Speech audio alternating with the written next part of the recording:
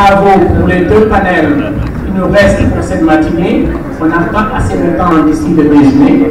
Et nous avons deux panels qui devront nous prendre au moins pour chacun 45 minutes à 1 heure.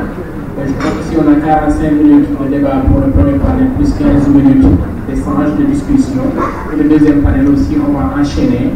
Et s'il y a des questions à prendre à la fin des deux panels, on pourra enchaîner. Donc, tout de suite, c'est elle qui va modérer, elle va se présenter, elle va présenter le reste de ses panélistes.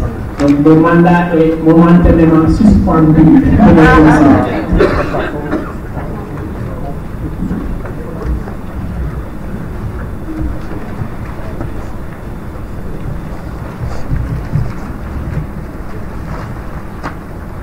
Déconnecté, je sais pas si c'est la connexion qui est là.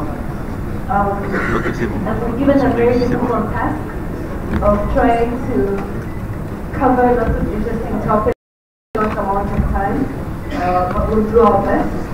And the purpose of this initial panel is to both inspire you and to take note of the successes that you've had over the last few years, but also to challenge you as you think about your work and the strategy and the goals that you want to set over the next few years. And I know increasingly a lot is being asked of all of you who are in the room. For the football, you're being asked to play both offense and score some goals, but also defense and guard against some of the erosion of the games that we've seen over the last few years and some of the challenges that we had this morning around how can you bring the people along with you as you do your work, but also guard against the real political threats that you're facing in your work today. So I'll just quickly introduce the speakers and then jump right into the questions. We'll start with Nikhil. He's a social activist and has been a founding member of the India's National Campaign to People's Right to Information, which successfully advocated for the establishment of the RTI Act in India, promoting transparency and good governance. Next to him, we have Caroline. He is the Policy and Campaigns Coordinator of the Global Alliance Against Justice, and she's been involved in a number of key campaigns and will share some of her experiences with us. Then we have Isabel, who I think many of you know in the room, who's a policy lead for extractive industries, transparency in Oxfam, America, and she leads research and analysis on oil, gas, and mining transparency, with a focus on content disclosure, non-security. And then we have Mark at the end. Last but not least, the Executive Director of PWYP,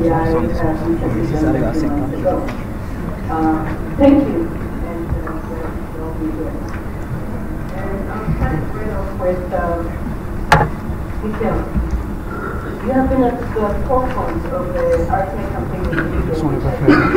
Many of us have read about and followed the success. And one of the things that's quite striking is how it was a people-driven campaign, a movement that was owned all across the country. And what I want to ask you is can you share the experiences from that campaign that you think would be relevant for the members and the groups here on how your lessons can be applied to the extractives work and the work that the coalition members are involved in? Thank you so much. I mean, it's a privilege to be here in all your combined Teranga, as it were, both of Senegal and of the 52 countries, and of the PWYP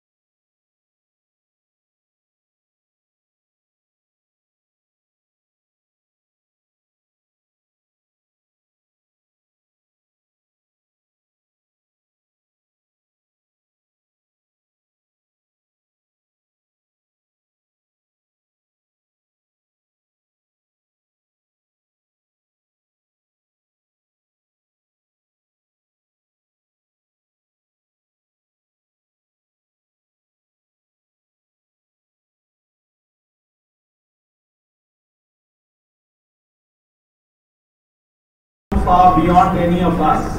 And it's a law which, just to give you some figures, 7 to 8 million users every year in the country put in right to information applications. How much they shake up power structures is that more than 75 people have been killed, citizens have been killed, those who have been asking for information, because they refuse to give up, because they are the power behind that entire movement, and they persevere with whatever they are trying to see. They have collectively withstood every attempt to dilute the law and to push it back, including from the government that first brought it in, and all subsequent governments. They have really withstood that. They withstood the Supreme Court. They withstood all institutions of power who actually don't want to share information or power. And they have withstood that collectively. And it has proved to be a transformatory right for all Muslims. So you asked about how it can apply to this kind of movement as well. Right to information connects with today there is no movement in India that does not use right to information, because they realize it transforms the relationship they have with power. And therefore that's what's so powerful about it. So therefore it is beyond the MKSS that I belong to, which is a non-funded people's organization from a little area with few people, but from where it spread. It's beyond campaigns which were formed like the state and national campaign. It's beyond any kind of network or civil society organization, and it is a people's movement. None of us can stop it. We can only help it along, and it has transformed beyond that, and that's the power of that particular thing. So therefore, why? When we first began asking for information in the early 90s, we saw it, people saw it as a birthright. They didn't know of the right to information. Many of them still don't use that term. But they knew it was their birthright to ask for information. And that's why from that small home, the whole thing began. But it spread. And if we can take the next slide, that's the conception that people came up with. That's a slogan in Hindi, which is Hamara Paisa, Hamara Hisab. Our money, our accounts. In 4 words, it encapsulates the entire right to information movement, that every pie in government is ours, every natural resource is ours, and it's our accounts that we want, and it connects so well with Publish What You Pay. And in French, I won't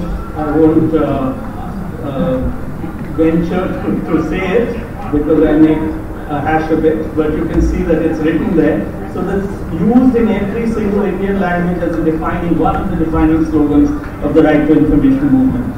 And it's moved from a local struggle to a network, to a campaign, to a law, to a movement. And so if we see in that movement, you can see, I could show you thousands of slides from the right to information movement. You can see the numbers of people who have got together. And nowhere in the world, not only are you filing applications, but as Minister Obi said, it is collective power. You poor cannot exercise power unless they come through collectively and be able to fight it. And that's why, if you see the next slide, it's also engagement with the state. The engagement, you can see police, this is in our state capital. This is when we were getting the right to information law after a 56-day sit-in. And this was the final point when we got it, where there's a face-off. It was a peaceful protest for 56 days, but it shook and moved power, and it moved to get laws in various states ending up with a national law. So what we basically have is that today I speak not just for myself, I speak for Sridhar and for Rahul and for many others, every movement of the country that has contributed to this, because it's an idea that exists. That's the kind of idea that exists also with Publish What You Pay. That's the kind of idea that exists actually in all of us sitting in this room, that information is power, but it's not enough. Information as people conceive of it, and to get change. As again what Minister Obi said, information for what? Transparency for what? It is to get accountability, it's to get change, it's to get equity, it's to get equality, it's to get justice. And therefore another slogan of the right to information movement is that the right to know, the right to live. Hum janenge, hum jiyenge. It is not just money. It is also connecting information with justice. It is also connecting information with the arbitrary exercise of power, or being able to expose them. So let's go back to this. So one more question. How? Can you give us 140-character Twitter version of one or two, three things on how can this translate, and particularly like connecting information to justice?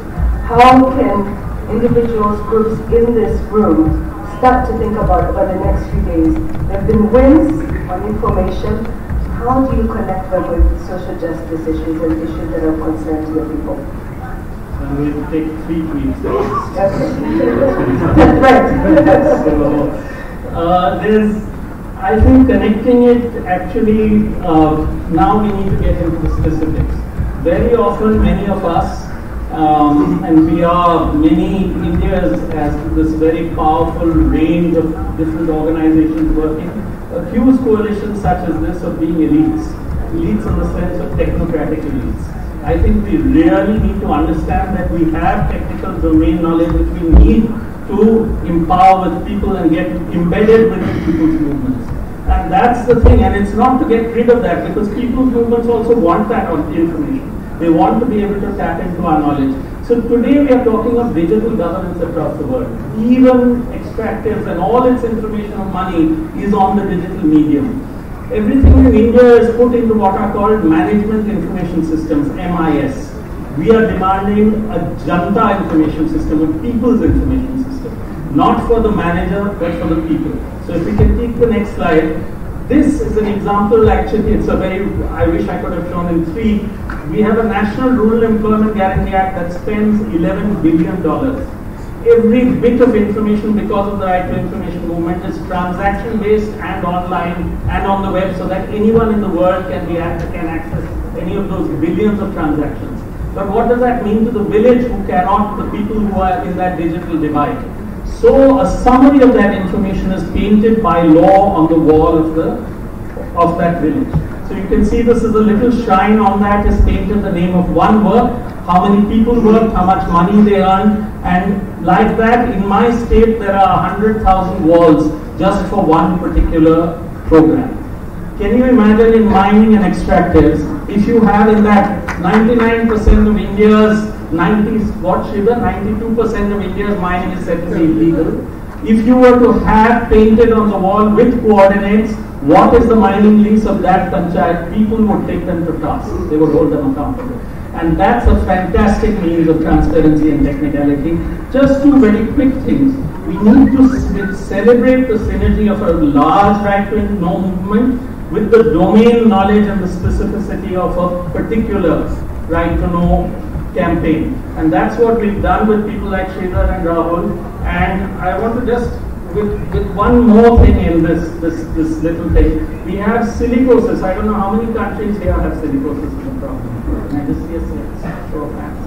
Very few, but I suspect because it contains anything where there is silica, we have thousands of people dying. We have started using these digital systems to track that, put that in public domain, and because it's not just that mining is giving revenue, mining is also killing people.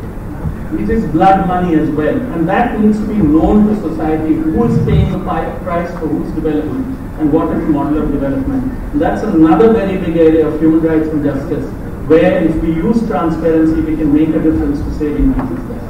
Thank you. This is a nice segue to you, Isabel.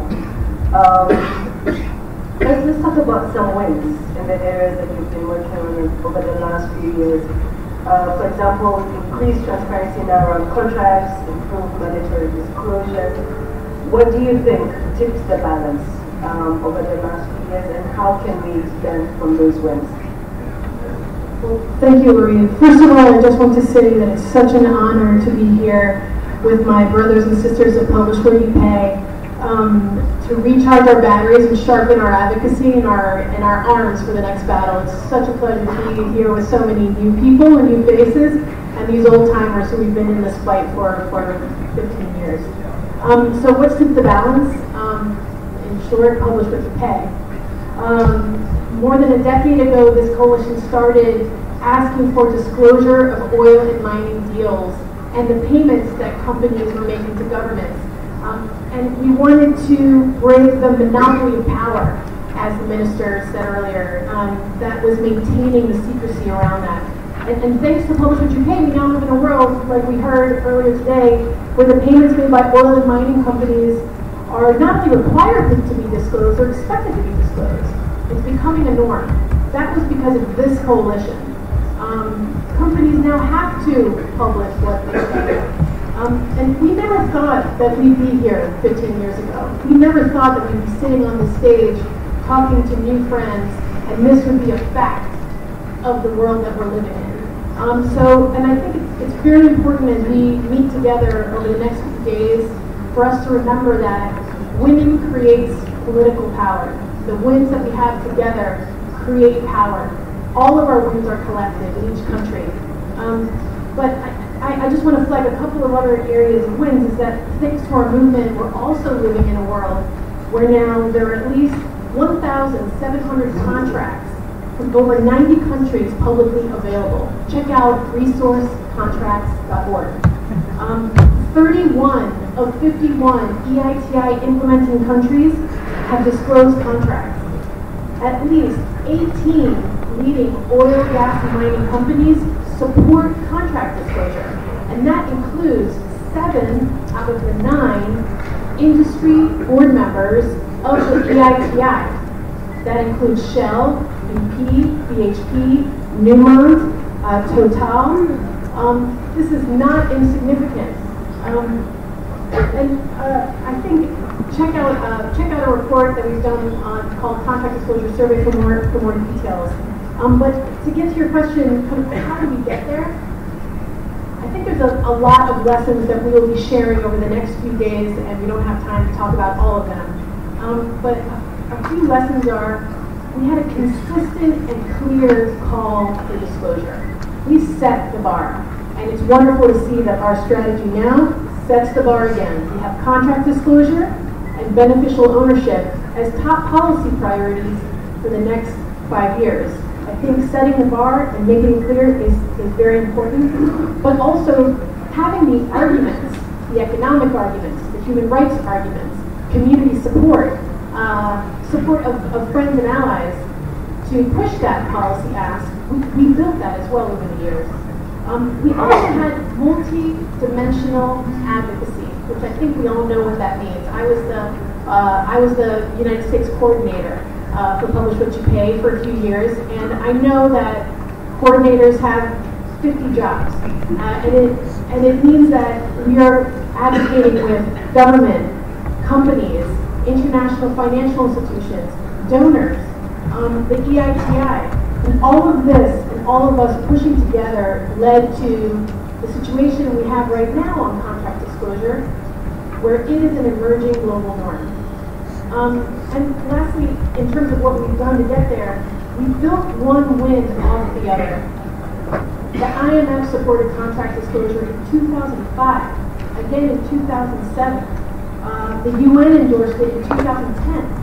In 2012, the coalition convinced the World Bank's IFC to require contract disclosure of the oil and mining companies it was financing. And then in 2013, we worked together to convince the EITI to encourage countries to disclose contracts. At that time, we asked for a requirement, by the way, you'll all remember. However, the countries were required to discuss and document their policy. And what that has meant is that Publish What You Pay members took advantage of that encouragement and ran with it. We worked that space. And we worked every space that we have access to. And that's how we've gotten these wins done. But there was really important national campaign wins on contract disclosure in Niger, DRC, Mongolia, Liberia, Guinea, Colombia, and so many other places. And I hope colleagues from those countries will speak up in the commentary to share those wins. And we'll talk about an important opportunity right now that our civil society board members of the EITI are working on to solidify that win. But Ori, if it's okay, and I'm not sure if this is my next question, I'd love to talk about how members are using it, unless that was But I think we'll have more in-depth sessions on just the use. I'll ask LESCO members, well, one, give a big hand to yourself for all these wins. I think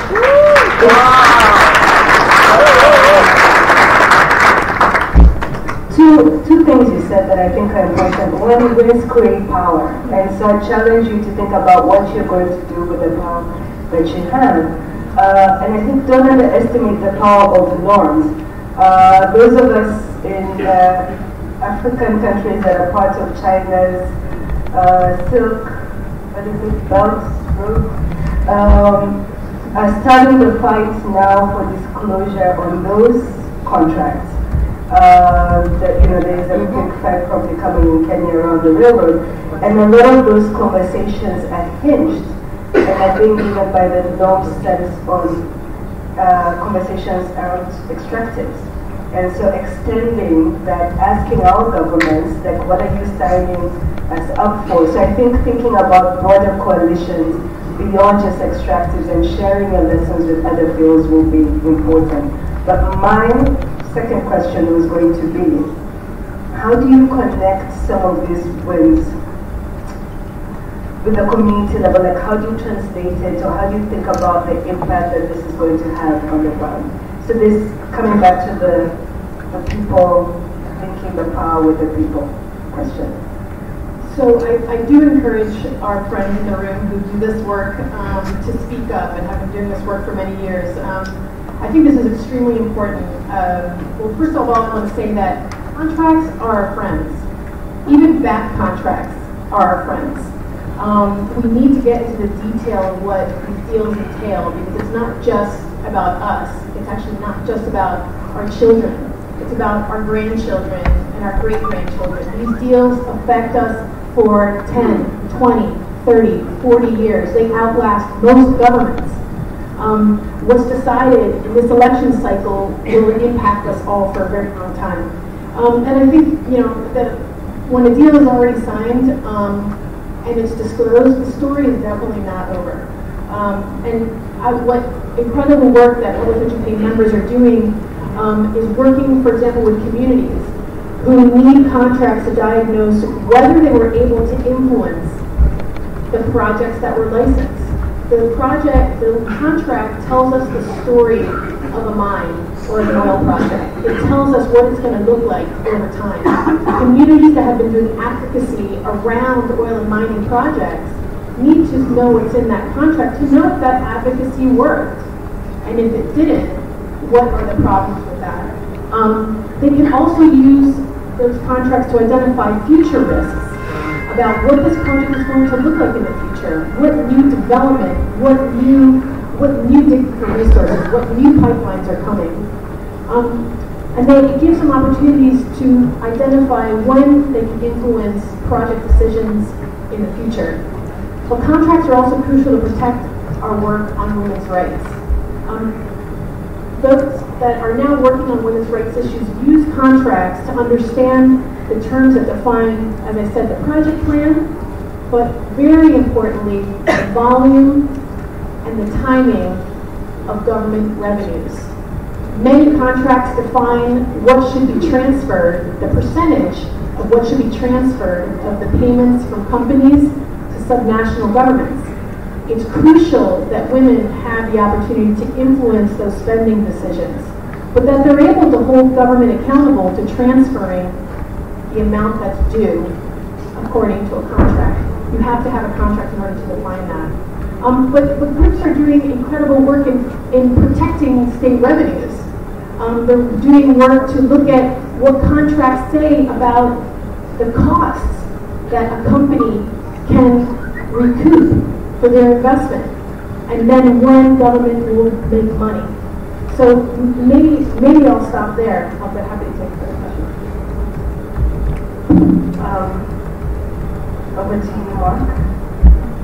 You've just taken helm at EITI after years of engagement in global governance and open government. Sort of two-part question. What excites you about your new role in the field more broadly, and where do you see work that remains to be done? Thanks very much. And it's a real pleasure to join all of you here today. I think it might be a first to have EITI on one of your early platforms. And I think therein lies a very positive message. A new era of cooperation, collaboration, an engagement between Publish What You Pay and EITI, in which we recognise principles which are around inclusion, mutual respect, and of course transparency.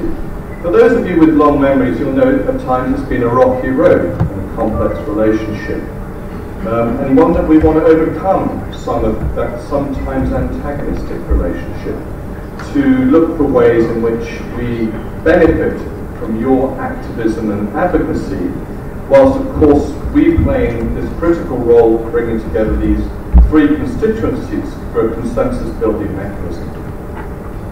Those of you, again, who are fairly new to this may not know that Publish What You Pay played a really critical role in the early days of the ITI and make a big push to have such a tripartite effort around making extractive revenues public, transparent and available to all.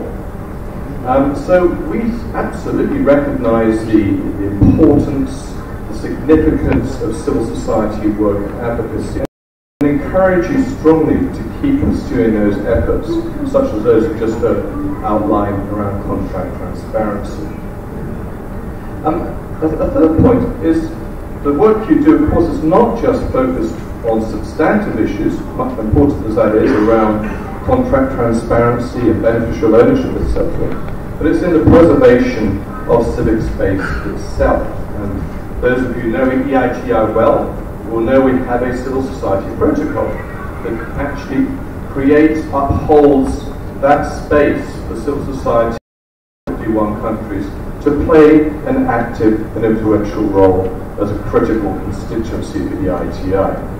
And we're going through a process with a number of members of Publish What You Pay and other civil society organisations right now, so that we can get a really good, inclusive and legitimate process for civil society to elect its board members to represent that broader set of activists, both in Publish What You Pay and further afield. With ITI, I'm confident that that process is going to culminate in a good, well-recognised endpoint, which will be quite different from one where we were 3 years ago. And finally, there is the EITI standard, which governs the work of EITI in our 51 countries. Many of you in civil society have been very involved in making great suggestions, pushing the boundaries of the possible, and we really benefit from that. And we do hope that we will see an even stronger standard for 2019, which we'll adopt in our global conference in Paris in June.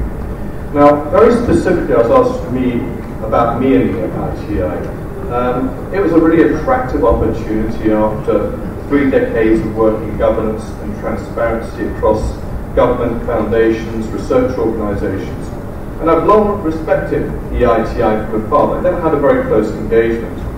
There was complementarity through our work in the Open Government Partnership, which I'll say a word or two in a moment about. But this opportunity has only come up once, as you may know. I've only had one predecessor in the role. So it may well have been a missed opportunity not to have taken this one now. And I always treat an opportunity like this as a learning opportunity. And I say I haven't been recruited as the Chief Technical Officer for the organisation, but one to help lead it with all our partners into the next decade of its work. And I'm going to say a little bit more about what that looks like at our dedicated sessions tomorrow, rather than go into detail now. But it's very unique, the fact that we do bring together these 3 constituencies of companies, of governments and civil society in 51 countries. I'd like to think of the ITI not as the International Secretariat that I head, but as a global movement of over 1,000 people. More than 400 people are involved in our national secretariats of 51 countries. And it's those efforts that I salute and we benefit from. So do not purely see the ITI through our group of 40 in the International Secretariat, but as a global family and movement. And there I know I echo the words you heard from Eliza this morning in her opening address, using very similar terminology of a global family of people and organisations behind Publish What You Pay. And we have a really exciting opportunity ahead. We have a new board which will be voted in June, and tomorrow we'll be releasing a press release about our new chair, who will be known to every single person in this room but I will not reveal them now because you'll be reading about it in the morning. And a very exciting opportunity for us. And we have our global conference in Paris in June, which is a really good moment in which we can set out and articulate an exciting vision for the next 5 to 10 years for the ITI. Thank you. A follow-up question you alluded to. I was hoping at this point to tell us the name of the chair and it will be sworn to secrecy. Can you talk a little bit, we're talking about partnerships and widening the tent. What opportunities do you see between the ITI, this community, and the Open Government Partnership over the next few years? Yeah, great. Thank you for the question on OGP. And I'd like to just acknowledge here in this room, there's a number of fellow travellers, colleagues who've been leaders in the OGP. So what I say is only one of the many voices for the OGP in this room. So we have Sunita here in the front row, we have Turod, both current members of the steering committee, which is responsible for policy and strategy in the OGP, myself as board chair, responsible for the legal and the financial oversight of the organisation. So that in itself tells you a little bit about the importance that we attach to the two organisations where we play complementary roles. I know there's many others in this room as well who play both roles in Publish What You Pay and in OGP. So knitting together the opportunity to find stronger complementarities between the ITI and OGP is one that I'm very, very keen that we should pursue. Tonu is in this room too, from the Secretariat based in DC for the Open Government Partnership. And she's been helping drive a stronger relationship through the drawing up of a memorandum of understanding, which is available on our website. But let me just highlight 3 or 4 features of why that presents such great opportunities to do more. There's quite a good overlap between countries that are members of the OGP and those that are members of the EITI. We do see very strong, at a macro level, very important strategic complementarity. For example, we are both wedded to the goal of reducing, tackling the problem of corruption, of resource mobilisations through improved and more transparent systems of revenue collection, and broader governance reforms. And as we heard earlier, the end goal, as Obi told us, is not transparency itself. It's transparency which makes fundamental differences in the lives of people. So those are shared strategic priorities we both have. But there are still some countries which are resource-rich countries, members of the OGP, but not yet part of the ITI. And we're very keen that we should encourage them to come in. So efforts in our outreach to bring in OGP members that are resource-rich and yet contribute so much to what we do. In terms of OGP national action plans, we know that about 7% of the total 2,500 commitments across OGP countries are in the extractive sector. Quite a significant number, that is. But we're still looking for more opportunities to drive, through national action plans of the OGP, powerful commitments around implementation of the ITI in our member states. The third one is how we work. Both the OGP and the ITI are putting increasing emphasis on quick, speedy use of data to inform citizens, to make it more accessible, and to produce it at a faster time. Both organisations share a passion for production of really good analysis and really long reports. We want to make sure that they're used by many more people and more accessible and can influence decision making in real time.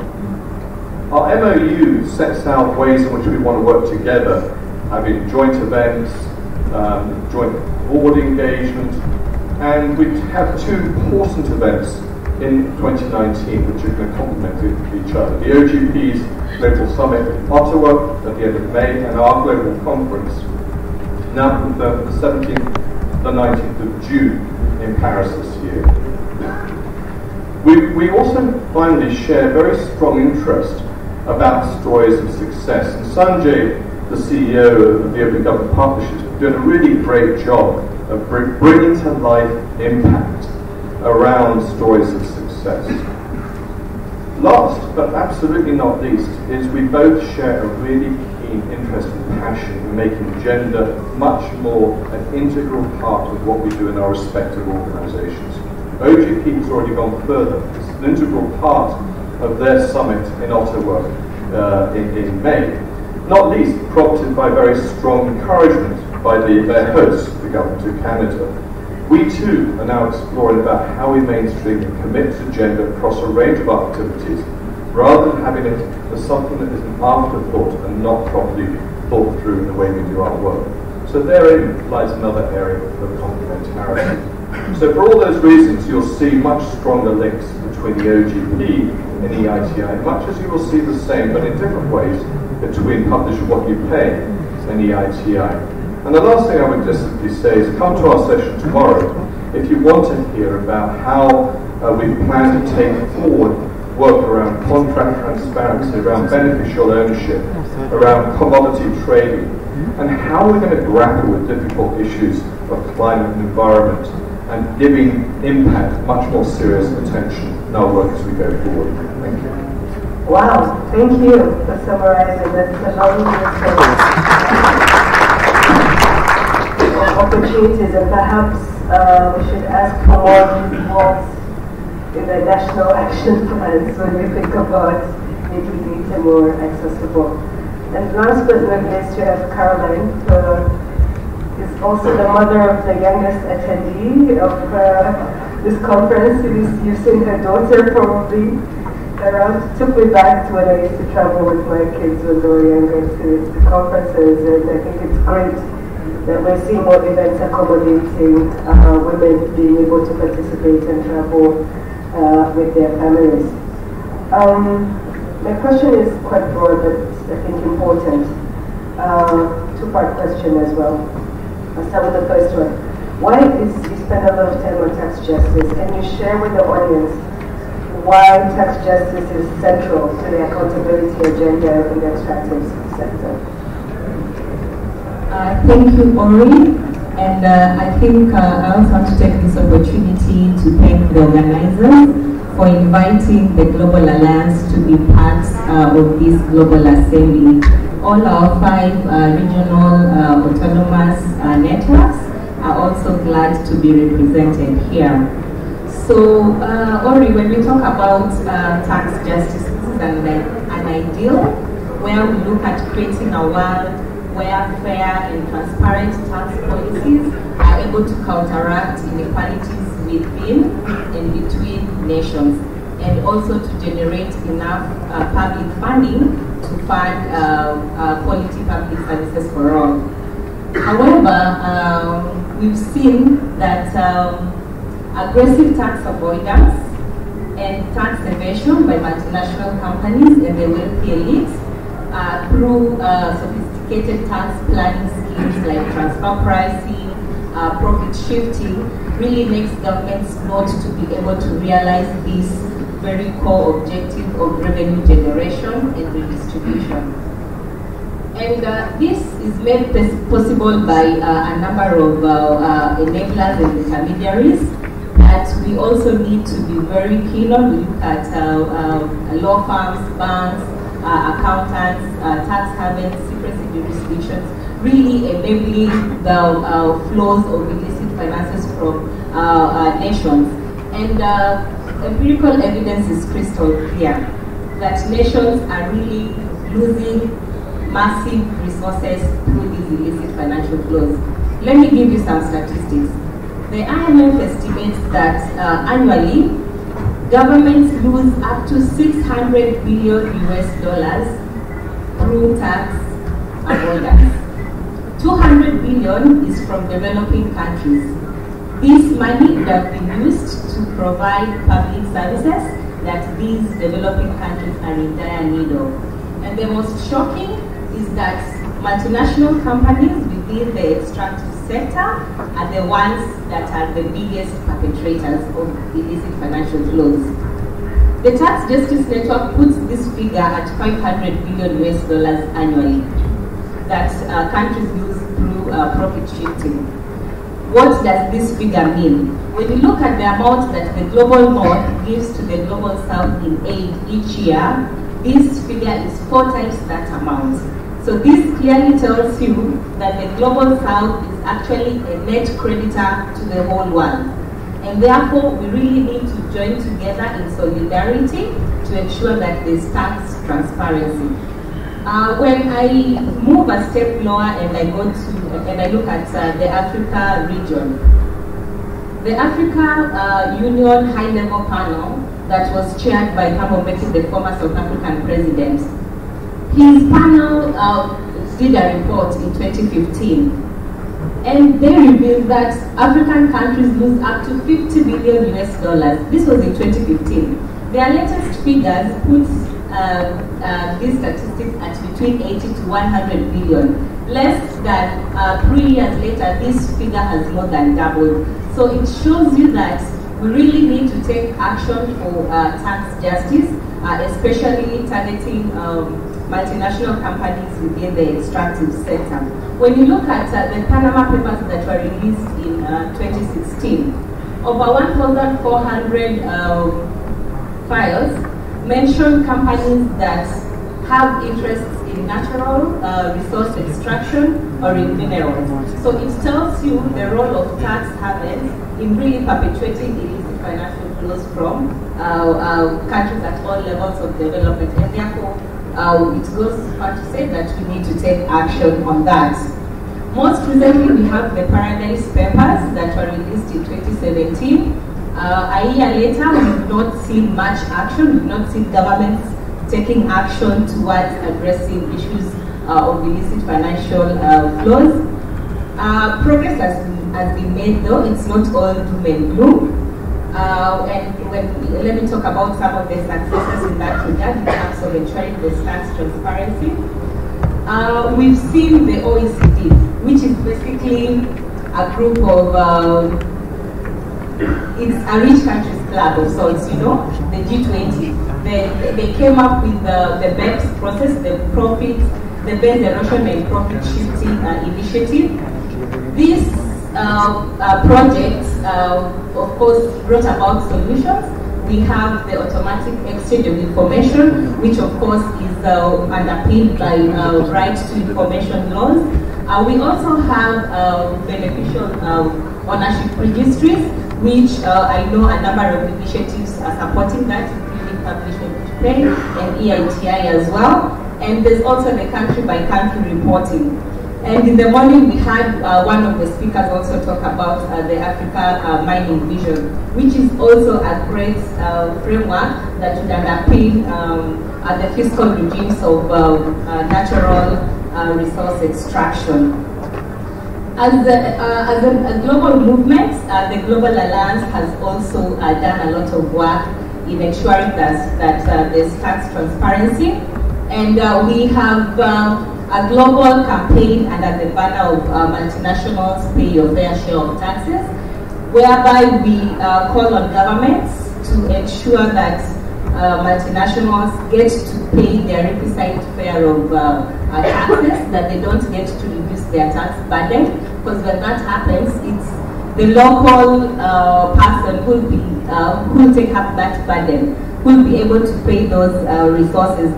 And we have regional campaigns. Africa level, it's called Stop the Bleeding campaign. If you're from Africa, you can be able to join it. Our regional network, Tax Justice Network, is on that. Our Asia counterpart, TAFJA, that's Tax and Fiscal Justice Network in Asia, and APFDD as well. They lead on our campaigns in Asia.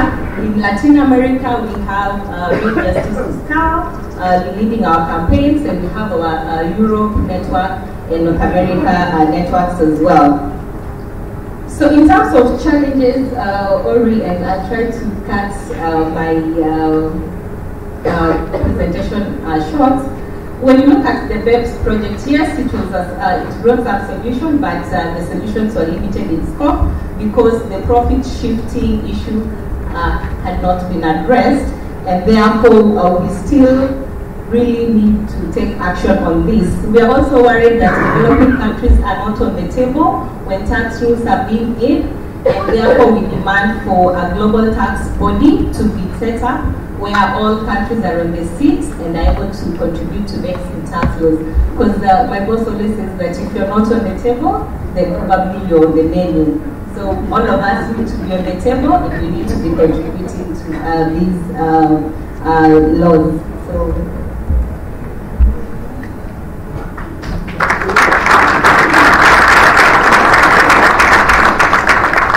I'll come back to you maybe at the end to come back on the gender and women's issues. Before we open it up for questions, I think I was asked, and hopefully this will see how engaged you've been and listening. Just two questions. Raise your hands if you think the answer is yes, hands down if it's no. And this is just a temperature check to see where you are in terms of the next conversations we'll be having.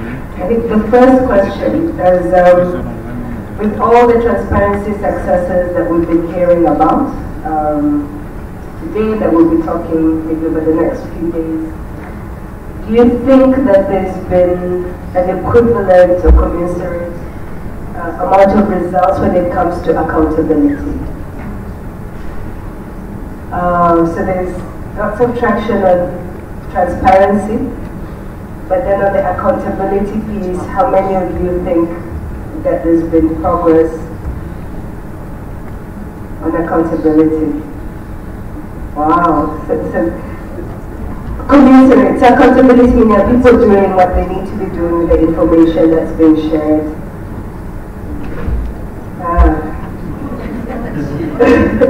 A little bit, maybe? A little bit, yes. But not where you need to be. Not commensurate. So that should tell you what your strategy and vision for the next year.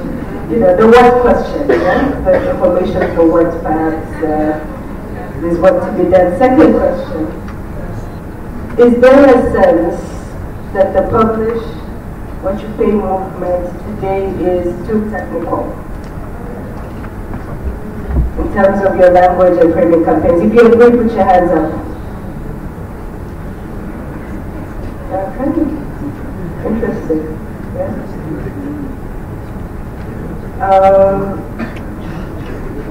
So we'll come back for final words in the panelists. I'd like to take about maybe a few minutes for questions. You can raise your hands and I'll get the mics to you. Go ahead. I'd like to take a few questions together, please.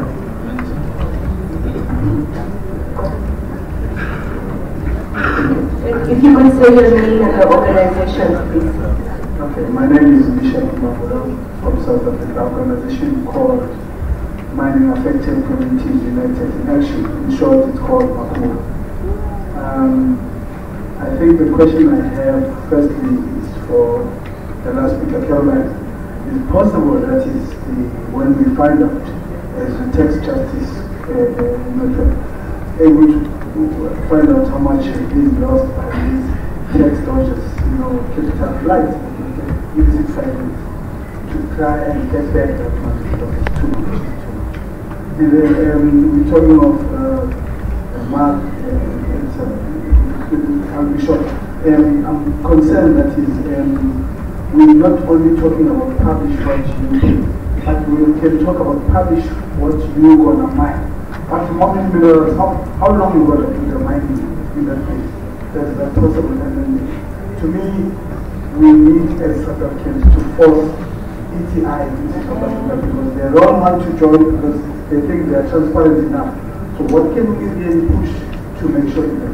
Lastly, we have fragmented complex organization in all the places that we work in. How do you come about with the way of bringing those communities to make one very close network so that people can fight in one? Because as we were fragmented, we have a very serious problem of these capitalists coming in between us. Thank you. Any more questions?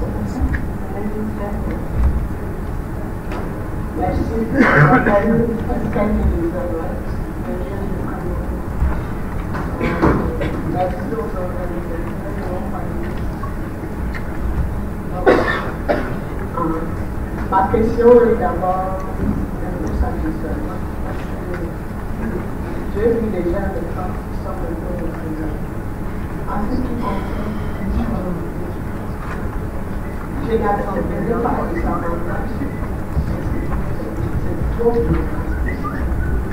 Au gouvernement de décider et voir les femmes dans le système et comment elles vivent.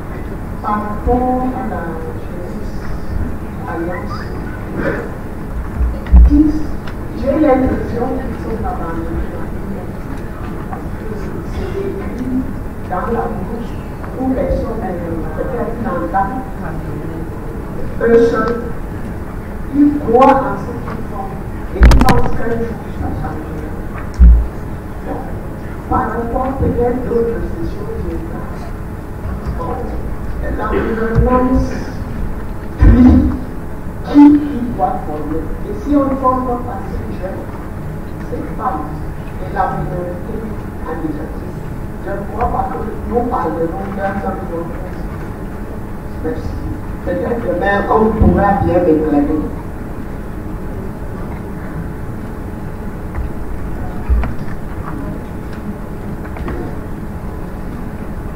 Okay, thank you. My question will be very brief. My name is Usman. I'm with the World Bank based in Washington.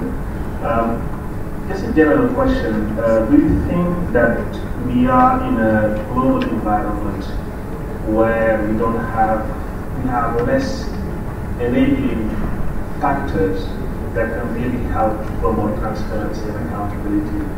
How the struggle in democracy in the US, for instance, the United States of America leading the EITI, and all the struggles we are witnessing in Europe, and some international organizations, not to name any, being very silent now on these very critical issues. How do you think this can affect the new battle on transparency and accountability globally, and particularly on the African context? Thanks.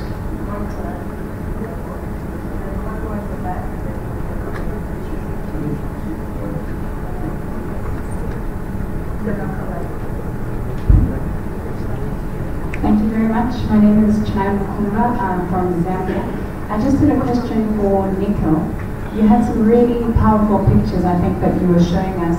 I was just curious to know, particularly the picture that you showed us of, I think it was a group of people who sat for 56 days in protest. I was curious to know who exactly did that group comprise of, and how were you able to build such a critical mass and convince people to sit for almost 2 months protesting these issues? Thank you. Okay, so if I could try to organize the questions. If you could combine the protest with this question on fragmentation, that would be great. On how do you get them to actually bring back the money? I think just briefly, one or two examples. Isabel, if you could take on the publish what you're mining question as well. I think you asked, how do you think contract disclosure is publish what you pay? Is there an opportunity to disclose and publish what you're taking out and mining? I think that was your question. And then Mark, if you could take the EITI/South Africa and maybe the global headwinds that we're facing.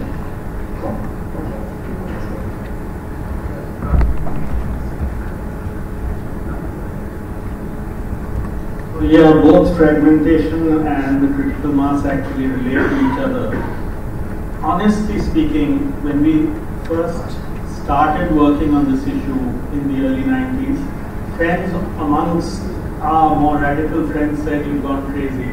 Why are you asking about information when you were working on land and minimum wages?" The truth is, people said, "We will not get our land and we will not get our minimum wages until these records come out. We will not get information, we will not get our medicines until we know what medicines are going into the dispensaries. We will not get our food until we know what rations have been dispersed." So they are the ones who drove us. And it was over a period of time. So before the 56-day sitting in the state capital of Jaipur, we had a 40-day the previous year sitting in our area. By the time we reached Jaipur 1 year later, we have campaigned for 3 months across the state, doing sit-ins in various places. And in the 56 days sit-in, we then had people from all over the state sitting with us. So actually an issue that people didn't relate to like that, suddenly they started relating because they articulated. It's our money, it's our accounts, we want to see it. Who are you to stop us? And they had started doing public hearings, which I didn't talk about, where records started being read aloud and tumbling out, and they had dramatic results because the record showed that on workers' lists there were dead people's names and names of cows and buffaloes and goats, and actually shown as people working on sites. So when those records came out, it really galvanized people. And so information is not just power, it's dramatic power that allows a shift. And that's where also I think in coalition, the fragmentation, it actually unites all of us. It unites all of us in transparency and in accountability because people are not fragmented. They work on mining, they work on water, they work on electricity, they work on health, they live on it, not work on it, they survive on it. So they are not fragmented, we are. So if we really bring those connections together in basic democracy issues, they will do that.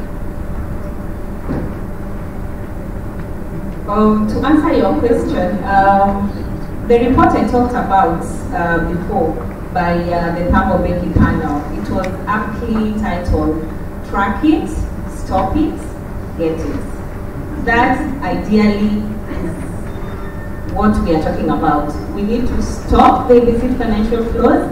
We need to track all the monies that have been lost through illicit financial flows. And lastly, we need to get back all the money. But how do we do that? I think that's an important question. Some of the agreements that really tie most governments were signed a long time ago. And for us to be able to address some of the clauses in these agreements, we will need renegotiations of the agreements. For instance, on double taxation agreements that really makes multinational companies to use some of the loopholes therein in law to evade paying taxes or to avoid paying taxes in that case. However, the problem usually is some people have said it's a capacity issue of negotiators, especially from the global south. But for me, I'd like to call it a symmetry of power within the negotiations, because it's always about the power imbalance in the room. Because when you're looking at these multinationals, they're usually backed by rich countries, and they have this power and they dominate the global tax system. So we need to address those issues when we are talking about getting back the money that is lost. There are discussions currently on repatriation of the monies that have been found to be hidden in tax havens and secrecy jurisdictions. However, the other challenge is that when we talk about tax avoidance, it may be immoral, but it's perfectly legal. Okay, so that makes it more challenging when we are trying to track these lost resources. If it's tax evasion, that's clear, it's illegal. But tax avoidance, that's it. When we're talking about secrecy jurisdictions, all these transactions are shrouded in secrecy. Therefore, getting information is usually a challenge, and even for the statistics that I gave you, they are all estimates. We cannot say for a fact that this is the amount that is lost.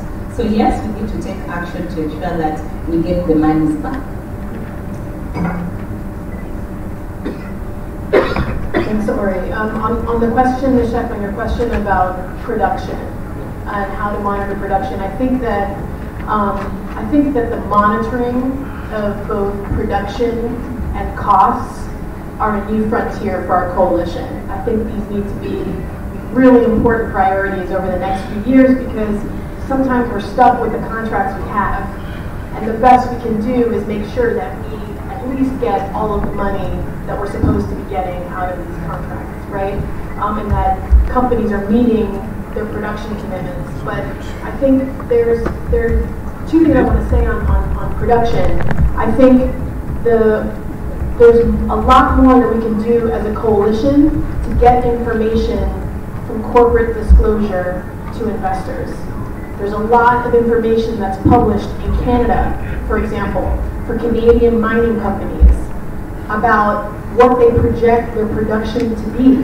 And then when they are in production, what their production numbers look like. Many of our governments do obviously receive information on production numbers. Some of them publish information on production numbers, but that's not consistent across all of our countries, right? So looking at projected numbers of production is really important, and there's ways that we can get at that. We also need to hold accountable international financial institutions like the IMF and others that do studies of production projections for countries.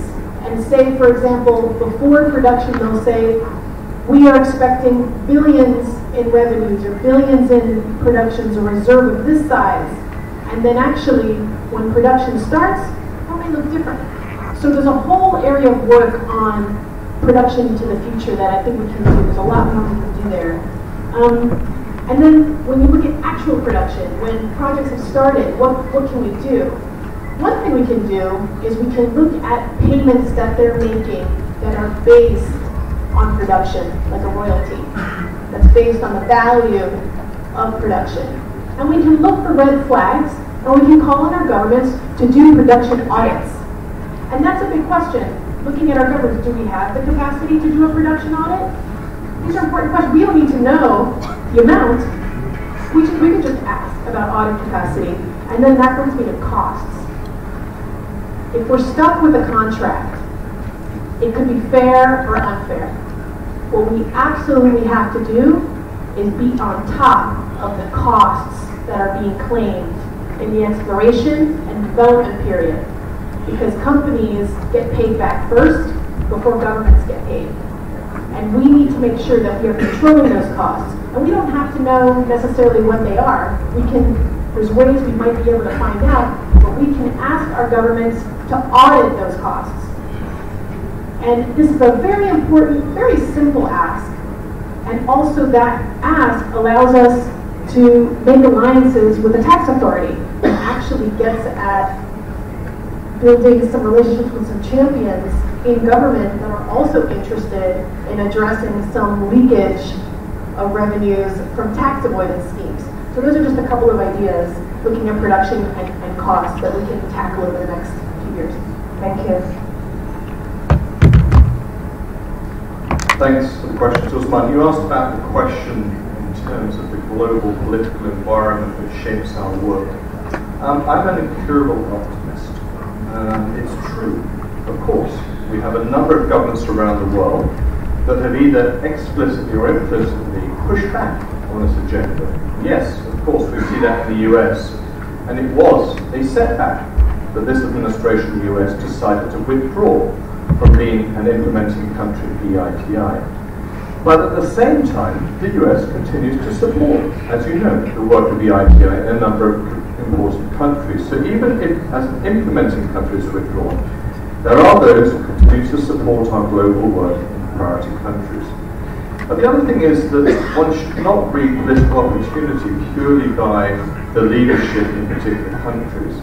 I believe that there are enclaves which we can explore, even in the most difficult circumstances in our member countries, where we have active civil society groups, where we have really well-staffed experts in our national secretariats and our multi-stakeholder groups, who provide a continued space in which we can advance these reforms, despite political leaders who may appear to be contrary to our aims and objectives. I give you the example of the Philippines, led by one of the most challenging people in politics globally right now. But I would salute the efforts of those in the Philippines, including the EITI, who continue to push the boundaries of the possible. So let's not just fall into despair, I would say, simply by reading off a particular trajectory of populist regimes which appear to be antagonistic. Yes, it will limit our scope for new members in some countries, and I'm personally very disappointed by the fact that we may not be able to continue to open up the possibility of having Brazil join the EITI as a member, as appeared to be the case just a few short weeks ago. But remember, Brazil remains a member of the Open Government Partnership. So there's a nice example of potential cross-fertilization. I'd like to phrase that I read out just a few days ago from the Prime Minister of New Zealand, Jacinda Ardern, who called for the new politics of kindness as an antidote to the politics of populist politics, closing the doors and looking inwards. So I do believe there is a new politics of kindness that can help expand the boundaries of what is possible on extractive transparency work.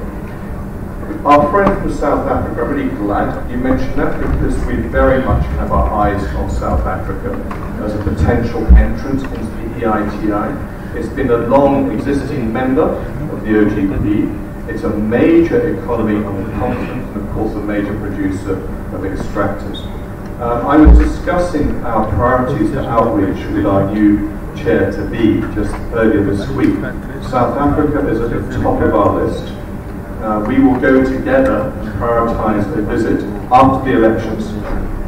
We do believe there's an opening with this new leadership. We will be pursuing that, and I very much hope that that opening will be presented to us. And we look to you in the country to help us open up that possibility of South Africa joining. I should mention we have finally continued interest all the time when countries want to sign up to our mission. So just recently Argentina has confirmed its intention to join. Just yesterday Uganda has indicated the same.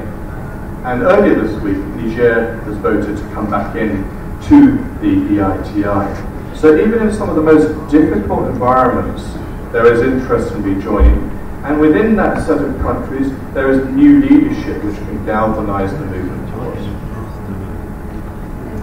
Unfortunately, we're out of time. I'm even getting dirty looks from this side.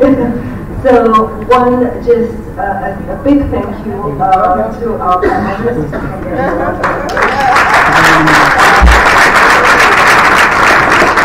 And I think I encourage, just on that positive note, even though there is sort of doom and gloom on one side, perhaps it's an opportunity for those of us in the global south to lead.